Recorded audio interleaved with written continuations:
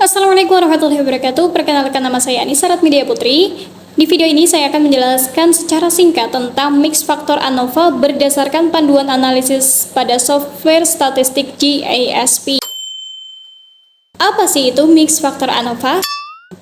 Mix faktor ANOVA adalah metode analisis statistik yang digunakan ketika suatu penelitian memiliki dua jenis faktor, yaitu within subject factor dan between subject factor. Yang pertama, within subject factor adalah variabel yang diukur berulang pada orang yang sama.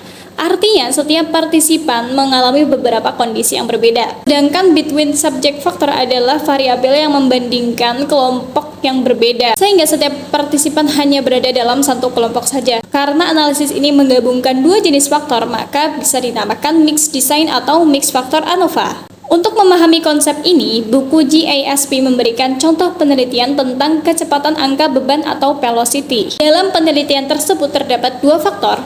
Faktor pertama adalah presentasi beban dari suatu repetisi maksimum atau persen 1 Rm. 1 Rm adalah beban maksimum yang dapat diangkat seseorang satu kali. Dalam penelitian ini digunakan 3 beban, yaitu yang pertama 30% dari 1 Rm, yang kedua 50% dari 1 Rm, dan yang ketiga 70% dari 1 Rm. Setiap partisipan mengangkat ketiga level beban tersebut.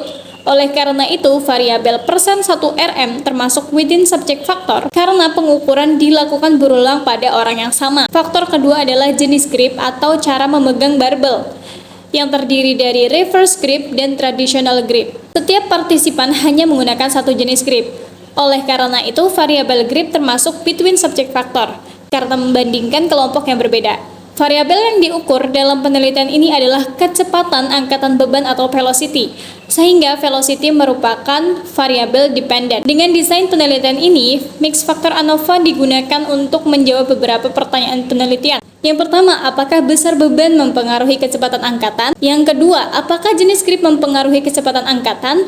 Dan yang ketiga adalah, apakah terdapat interaksi antara level beban dan jenis grip terhadap kecepatan angkatan? Hasil analisis menunjukkan bahwa terdapat pengaruh signifikan dari level beban terhadap kecepatan angkatan, yang berarti kecepatan angkatan berbeda pada beban 30%, 50%, dan 70%. Selain itu, terdapat juga perbedaan antara jenis grip yang menunjukkan bahwa jenis pegangan tangan mempengaruhi kecepatan angkatan. Analisis juga menunjukkan adanya interaction effect antara beban dan jenis grip, yang berarti pengaruh beban terhadap kecepatan angkatan berbeda pada setiap jenis grip. Sebagai kesimpulan, mix faktor ANOVA digunakan untuk menganalisis penelitian yang memiliki pengukuran berulang pada subjek yang sama, serta perbandingan antara kelompok yang berbeda, sehingga peneliti dapat melihat pengaruh masing-masing faktor serta interaksi di antara faktor-faktor tersebut. Oke, sekian, terima kasih. Semoga dapat dipahami penjelasan saya. Wassalamualaikum warahmatullahi wabarakatuh.